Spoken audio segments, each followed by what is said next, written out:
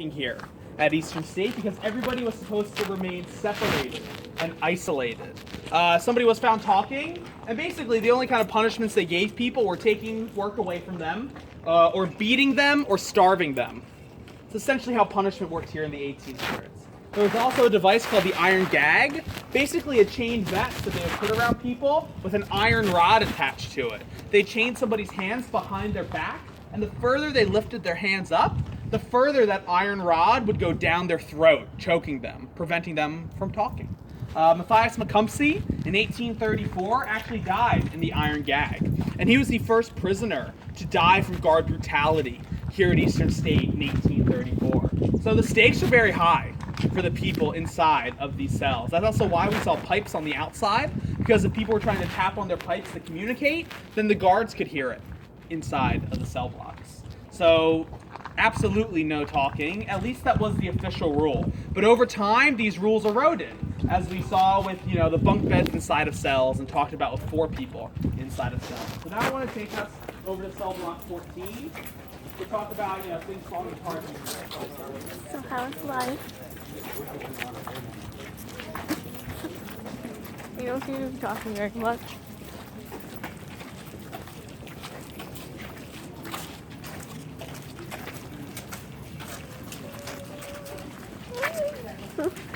Mary, stop doing sign language. That wasn't sign language. Well, This is sign language. Yes. Sign language. This is sign language. Yes, Becky. Because repeatedly pointing at my throat with sign language. Yes. Yes, it is.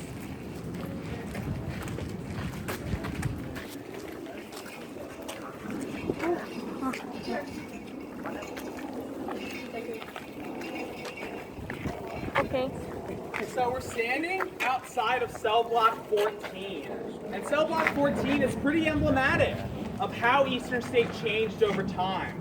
Just visually, what's different about this cell block than the rest of the prison we've been looking at? More modern. What was that? More modern. More modern. Why is it more modern? These are more concrete. It's made actually entirely out of concrete. Windows are also smaller, and there's 3 stories. All the other cell blocks are just 2 stories. Cell block 12 and 14 are 3-story cell blocks. And this is a sign of just how the prison's focus changed from trying to help people to mainly just warehousing people. Warehousing is this kind of prison vocab word that means fitting as many people as possible into a tiny space, basically. What's the maximum number of people that we can fit inside of this prison because there's nowhere else to send them? Cell block 14 opened in 1927. And by this point, that separate system has been long dead. In 1913, the state of Pennsylvania actually creates a law banning, outlawing this separate system. What eventually became known as the Pennsylvania system was made illegal. And then Eastern State had to become like any other prison in this country, a congregate facility. And that means there's lots of people inside of rooms together. That means people eat together, they work out together, and they worship together. And then they built cell block 14, which is 3 stories tall. It's pretty long. And these cells are meant to house 2 to 4 people inside of them, mainly juveniles who were here. We talked about Mary Ash and the 600 juveniles that were incarcerated here in Pennsylvania. Kind of jumping forward to prisons today, which we'll talk about in a little bit. Philadelphia and Pennsylvania. We'll head in there in a second.